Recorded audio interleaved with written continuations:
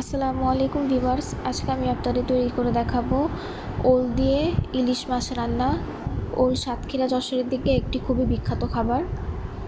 তো এখানে ওল আমি চারকোনা করে কেটে নিয়েছি এবং লবণ, লাল মরিচের গুঁড়ো ও সামান্য পরিমাণে হলুদের গুঁড়ো দিয়ে একটু মাখিয়ে নিয়েছি।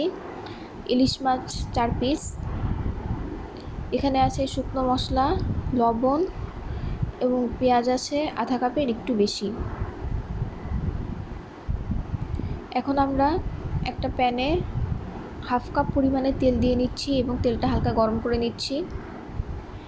ওলগুলো দিয়ে দিচ্ছি ভেজে ফেলার জন্য। খুব বেশি মশলা দিয়ে মাখাইনি, সামান্য পরিমাণে লবণ, মরিচ এবং হলুদ দিয়ে মাখিয়ে নিয়েছি। এবার ভেজে নিচ্ছি হালকা করে, খুব বেশি ভাজবো না। ভাজা হয়ে গেলে তুলে নিচ্ছি, তুলে আলাদা করে রাখবো একটা বাটিতে। এবার একই তেলে আমি আধা কাপের চেয়ে আর 2 টেবিল চামচ বেশি পেঁয়াজ দিয়ে দিব। পেঁয়াজটা খুব ভালো মতো নেড়ে চেড়ে একটু ভাজি ভাজি করে নিব।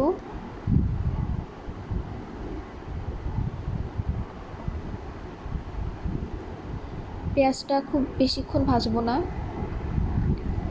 পানি দিয়ে দিচ্ছি 1.5 কাপ পরিমাণে। ওল রান্না করতে একটু বেশি পানি লাগে, কারণ সিদ্ধ হতে খুব সময় লাগে।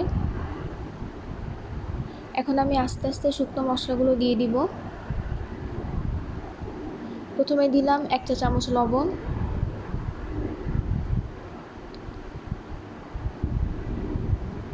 লাল মরিচের গুঁড়ো দিলাম 1 চা চামচ,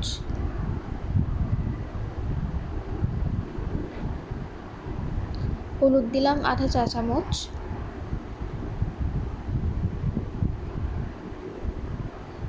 এবার এই শুকনো মশলাগুলো দিয়ে আমি পেঁয়াজটা নেড়ে নিচ্ছি। এই পর্যায়ে আমি যে ইলিশ মাছগুলো আলাদা রেখেছিলাম সেগুলো দিয়ে দিচ্ছি।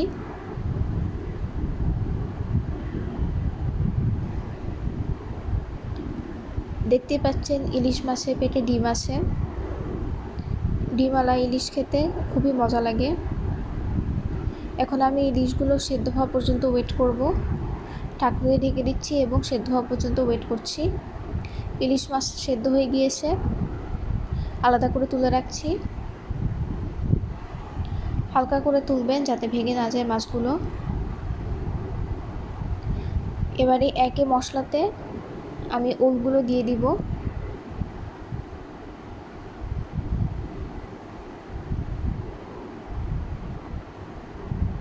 ওল দিয়ে দিয়েছি। এখন আমি পানি দিব আরও প্রায় 1.5 কাপ পরিমাণে। ওল রান্না করতে আমার একটু বেশি পানি লাগছে, কারণ ওল সেদ্ধ হতে ভালোই সময় লাগে এবং প্রচুর পানিও দরকার হয়। একটু নেড়ে চেড়ে দিলাম। এবার ঢেকে দিচ্ছি এবং 20 মিনিট ওয়েট করব যাতে ওলগুলো ভালো মতো সেদ্ধ হয়ে যায়। ওল সেদ্ধ হয়ে গিয়েছে। এবার আমি মাছগুলো দিয়ে দিচ্ছি ওলের উপর। সাবধানে মাছগুলো দিবেন যাতে ভেঙে না যায়।